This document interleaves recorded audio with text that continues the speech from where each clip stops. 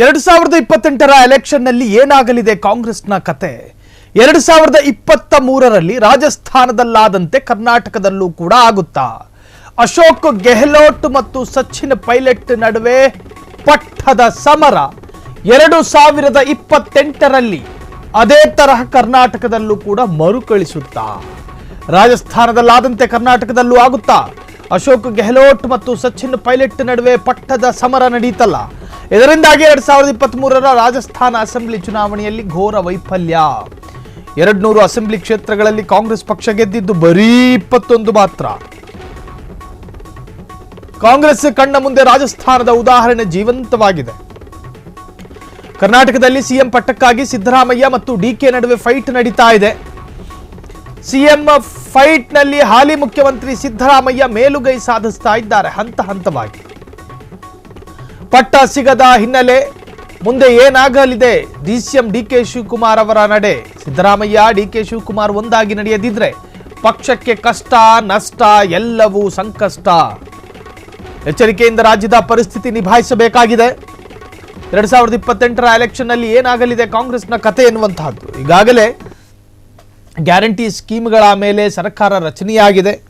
Guarantee ಸ್ಕೀಮ್ಗಳನ್ನು ಅನುಷ್ಠಾನಕ್ಕೆ ತಂದು ಅದರ ಸಂಭ್ರಮವೂ ಕೂಡ ರಾಜ್ಯ ಕಾಂಗ್ರೆಸ್ ಸರ್ಕಾರ ಅನುಭವಿಸ್ತಾ ಇದೆ, ಅದರ ಸಂಭ್ರಮವನ್ನು ಕೂಡ ವ್ಯಕ್ತಪಡಿಸ್ತಾ ಇದೆ. ಆದರೆ ಅದೇ ಗ್ಯಾರಂಟಿ ಸ್ಕೀಮ್ಗಳ ವಿರುದ್ಧ ನಕಾರಾತ್ಮಕವಾದಂಥ ಜನಾಭಿಪ್ರಾಯಗಳು ಕೂಡ ವ್ಯಕ್ತವಾಗ್ತಾ ಇದೆ. 2028ರಲ್ಲಿ ನಾವೇ ರಾಜ್ಯವನ್ನು ಆಳ್ತೀವಿ ಅಂತ ಒಂದು ಕಡೆ ಸಿದ್ದರಾಮಯ್ಯನವರು ಕೂಡ ಘೋಷಣೆ ಮಾಡ್ತಾರೆ. ನಮ್ಮನ್ನ ಮೆಚ್ಚಿದ್ದಾರೆ ಜನ, ನಮ್ಮನ್ನು ಇಷ್ಟಪಟ್ಟಿದ್ದಾರೆ. ಸೊ 2028ರಲ್ಲಿ ನಿರ್ಭಯರಾಗಿ ನಾವೇ ಗೆಲ್ಲುತ್ತೀವಿ. ಆದರೆ ಅದರ ಮುಂಚಿತವಾಗಿ ಪಟ್ಟಕ್ಕಾಗಿ ಪೈಪೋಟಿಗಳು ನಡೀತಾ ಇದೆ. ಒಂದು ಕಡೆ ಡಿ ಕೆ ಶಿವಕುಮಾರ್ ತನ್ನ ಬಣದ ಶಕ್ತಿ ಪ್ರದರ್ಶನವನ್ನು ಮಾಡ್ತಾ ಇದ್ರೆ, ಮತ್ತೊಂದು ಕಡೆ ಸಿದ್ದರಾಮಯ್ಯನವರ ಪರವಾಗಿ ಬಹುಪಾಲು ಶಾಸಕರ ಬೆಂಬಲಗಳು ವ್ಯಕ್ತವಾಗ್ತಾ ಇರುವಂತಹದ್ದು. ಸೊ ಎಲ್ಲೋ ಒಂದು ಕಡೆ 2028ಕ್ಕೆ ಬೇರೆ ತರಹದಲ್ಲಿ ರಾಜ್ಯದಲ್ಲಿ ಎಲೆಕ್ಷನ್ ನಡೀಬಹುದಾ? ಈ ಹಿಂದೆ ಅಶೋಕ್ ಗೆಹ್ಲೋಟ್ ಮತ್ತು ಸಚಿನ್ ಪೈಲಟ್ ನಡುವೆ ನಡೆದಂತಹ ಸಮರ ಅದು ಯಾವ ದಿಕ್ಕಿಗೆ ತೆಗೆದುಕೊಂಡು ಹೋಯಿತು ರಾಜಕೀಯದ ವಿಚಾರವನ್ನ ಅಂತ ಹೇಳಿ ನಿಮಗೆ ಗೊತ್ತೇ ಇದೆ. ಇದರಿಂದಾಗಿ 2023ರ ರಾಜಸ್ಥಾನ ಅಸೆಂಬ್ಲಿ ಚುನಾವಣೆಯಲ್ಲಿ ಘೋರ ವೈಫಲ್ಯವನ್ನು ಕಾಣೋದಕ್ಕೆ ಸಾಧ್ಯ ಆಯಿತು. 200 ಅಸೆಂಬ್ಲಿ ಕ್ಷೇತ್ರಗಳಲ್ಲಿ ಕಾಂಗ್ರೆಸ್ ಪಕ್ಷ ಗೆದ್ದಿದ್ದು ಬರೀ 21 ಮಾತ್ರ, 11%. ಕಾಂಗ್ರೆಸ್ ಕಣ್ಣ ಮುಂದೆ ರಾಜಸ್ಥಾನದ ಉದಾಹರಣೆ ಇನ್ನೂ ಕೂಡ ಜೀವಂತವಾಗಿದೆ.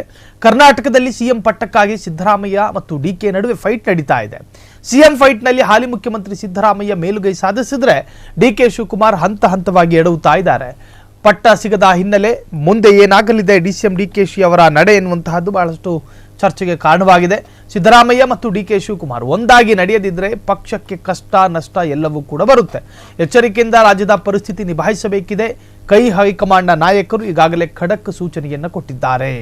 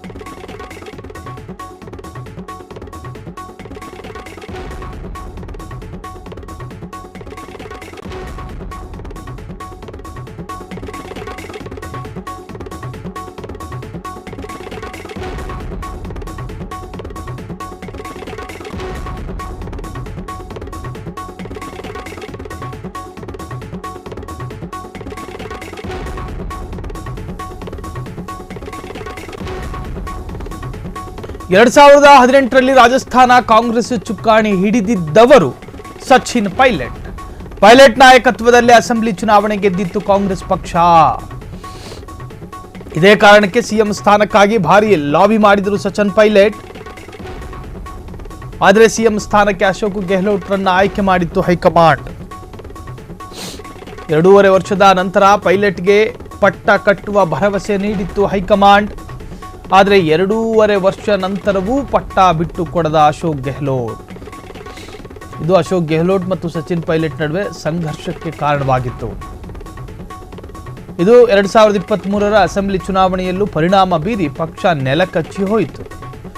2018ರಲ್ಲಿ ರಾಜಸ್ಥಾನ ಕಾಂಗ್ರೆಸ್ ಚುಕ್ಕಾಣಿ ಹಿಡಿದಿದ್ದವರು ಸಚಿನ್ ಪೈಲಟ್ ನಾಯಕತ್ವದಲ್ಲೇ ಅಸೆಂಬ್ಲಿ ಚುನಾವಣೆ ಗೆದ್ದಿತ್ತು ಕಾಂಗ್ರೆಸ್ ಪಕ್ಷ. ಇದೇ ಕಾರಣಕ್ಕೆ ಸಿಎಂ ಸ್ಥಾನಕ್ಕಾಗಿ ಭಾರಿ ಲಾಬಿ ಮಾಡಿದ್ರು ಸಚಿನ್ ಪೈಲಟ್. ಆದರೆ ಸಿಎಂ ಸ್ಥಾನಕ್ಕೆ ಅಶೋಕ್ ಗೆಹ್ಲೋಟ್ರನ್ನ ಆಯ್ಕೆ ಮಾಡಿತ್ತು ಹೈಕಮಾಂಡ್. ಕಾಂಗ್ರೆಸ್ ಮಾದರಿ ಏನು? ಬಹುಪಾಲು ಕಾಂಗ್ರೆಸ್ ಈಗ ಏನಿದೆಯೋ, ಚುನಾವಣಾ ಪೂರ್ವ ಸಿದ್ದರಾಮಯ್ಯನವರು 2.5 ವರ್ಷ, ಡಿ.ಕೆ. ಶಿವಕುಮಾರ್ ಅವರು 2.5 ವರ್ಷ ಅಧಿಕಾರ ಅಥವಾ ಸಿಎಂ ಆಗಿ ಮುಂದುವರಿತಾರೆ ಎನ್ನುವಂಥ ವಿಚಾರಕ್ಕೆ ಸಂಬಂಧಪಟ್ಟ ಹಾಗೆ ಡಿ.ಕೆ. ಶಿವಕುಮಾರ್ ಕೂಡ ಈಗ ಸೆಪ್ಟೆಂಬರ್ ಬಂದರೆ 2.5 ವರ್ಷ ಪೂರ್ಣಗೊಳ್ಳುತ್ತೆ ಕಾಂಗ್ರೆಸ್ ಆಡಳಿತಕ್ಕೆ ಬಂದು. ಹಾಗಾಗಿ ಅಧಿಕಾರ ಹಸ್ತಾಂತರ ಆಗುತ್ತಾ ಇಲ್ವಾ ಎನ್ನುವಂತಹದ್ದು ಈಗಾಗಲೇ ಆ ಗೊಂದಲಕ್ಕೊಂದು ತೆರೆ ಬಿದ್ದಿದೆ. ಸಿಎಂ ಸಿದ್ದರಾಮಯ್ಯನವರು ಆಗಾಗ ಹೇಳಿಕೆ ಕೊಟ್ಟಿದ್ದರ ನಡುವೆ ಈಗ ಅತ್ಯಂತ ಮಹತ್ವದ ಹೇಳಿಕೆಯನ್ನು ಕೊಟ್ಟಿದ್ದಾರೆ, ನಾನೇ ಮುಂದುವರಿತೀನಿ ಅಂತ ಹೇಳಿ. ಹೈಕಮಾಂಡ್ ನಾಯಕರು ಕೂಡ ಕರ್ನಾಟಕ ರಾಜ್ಯಕ್ಕೆ ಸಾಕಷ್ಟು ಬಾರಿ ಬಂದು ಹೋದರು. ಎಲ್ಲಿಯೂ ಕೂಡ ಡಿ.ಕೆ. ಶಿವಕುಮಾರ್ ಅವರಿಗೆ ಅಧಿಕಾರ ಹಸ್ತಾಂತರ ಆಗುತ್ತೆ ಎನ್ನುವಂಥ ಅಧಿಕೃತ ಹೇಳಿಕೆ ಇನ್ನೂ ಕೂಡ ವ್ಯಕ್ತವಾಗಿಲ್ಲ. ಜೂನ್, ಜುಲೈ, ಆಗಸ್ಟ್, ಸೆಪ್ಟೆಂಬರ್ ಇನ್ನು ಬೆರಳೆಣಿಕೆಯ ತಿಂಗಳುಗಳು ಅಷ್ಟೇ ಮಾತ್ರ ಬಾಕಿ ಇರುವಂತಹದ್ದು. ಸೊ ಈ ಹಿಂದೆ ಆದಂತಹ ಪೈಲಟ್ ನಾಯಕತ್ವದಲ್ಲಿ ಹಿಂಗೆ ಚುನಾವಣೆ ಆಯಿತು. ಆರಂಭದಲ್ಲಿ 2 ಅಭ್ಯರ್ಥಿಗಳ ನಡುವೆ ಪೈಪೋಟಿಗಳಿತ್ತು. ಅದಾದ ನಂತರ ಸಿಎಂ ಸ್ಥಾನಕ್ಕೆ ಅಶೋಕ್ ಗೆಹ್ಲೋಟ್ರನ್ನ ಆಯ್ಕೆ ಮಾಡಿಕೊಳ್ಳಲಾಯಿತು. ಸೊ ಅಲ್ಲಿ ಪೈಲಟ್ ಬಂಡಾಯ ಎತ್ತರು, ನನಗೆ ಸಿಗಬೇಕು, ಸರಿ 2.5 ವರ್ಷ ಪೂರ್ಣ ಆಗಲಿ, ಅದಾದ ನಂತರ ಬಿಟ್ಟುಕೊಡ್ತೀವಿ ಎನ್ನುವಂತಹ ಒಂದು ಹುಸಿ ಭರವಸೆಯನ್ನು ಕೊಟ್ಟರು. ಅದಾದ ನಂತರವೂ ಕೂಡ ಅಶೋಕ್ ಗೆಹ್ಲೋಟ್ ಸ್ಥಾನವನ್ನು ಬಿಟ್ಟುಕೊಡಲಿಲ್ಲ. ಸೊ ಸಚಿನ್ ಪೈಲಟ್ ಮತ್ತು ಅಶೋಕ್ ಗೆಹ್ಲೋಟ್ ನಡುವೆ ಏನು ಸಂಘರ್ಷದ ಮುಖಾಂತರವಾಗಿ ಅಲ್ಲಿ ಆಡಳಿತ ನಡೀತು, ಅದೇ ತರಹದ ಒಂದು ವಾತಾವರಣ ಈಗ ಕರ್ನಾಟಕದಲ್ಲೂ ಕೂಡ ಕ್ರಿಯೇಟ್ ಆಗಿದೆ. ಅದಾದ ನಂತರ ಎಲೆಕ್ಷನ್ ಆಯಿತು 2018ರಲ್ಲಿ. ರಾಜಸ್ಥಾನದಲ್ಲಿ ಕಾಂಗ್ರೆಸ್ ಚುಕ್ಕಾಣಿ ಹಿಡಿದಿದ್ದವರು. ಸೊ ಅದು ಕೂಡ ಎಲೆಕ್ಷನ್ಗೆ ಭಾರಿ ನಕಾರಾತ್ಮಕವಾಗಿ ಎಫೆಕ್ಟ್ ಕೊಡ್ತು. ಅದೇ ಥರ 2028ರಲ್ಲೂ ಕೂಡ ಕರ್ನಾಟಕದಲ್ಲಿ ಅದೇ ತರಹದ ನೆಗೆಟಿವ್ ಎಫೆಕ್ಟ್ ಕೊಡುತ್ತಾ ಎನ್ನುವಂತಹದ್ದು ಈಗ ಕಾಂಗ್ರೆಸ್ಗೆ ಎದುರಾಗಿರ್ತಕ್ಕಂಥ ಮತ್ತೊಂದು ಭೀತಿ. ಕ್ಷಣ ಕ್ಷಣದ ಸುದ್ದಿಗಳಿಗಾಗಿ ಫ್ರೀಡಂ ಟಿವಿ ಸಬ್ಸ್ಕ್ರೈಬ್ ಮಾಡಿ, ಲೈಕ್ ಮಾಡಿ ಹಾಗೂ ಫಾಲೋ ಮಾಡಿ. ಹೊಸ ಸುದ್ದಿಗಳ ನೋಟಿಫಿಕೇಶನ್ಗಾಗಿ ಬೆಲ್ ಐಕಾನ್ ಮೇಲೆ ಕ್ಲಿಕ್ ಮಾಡಿ.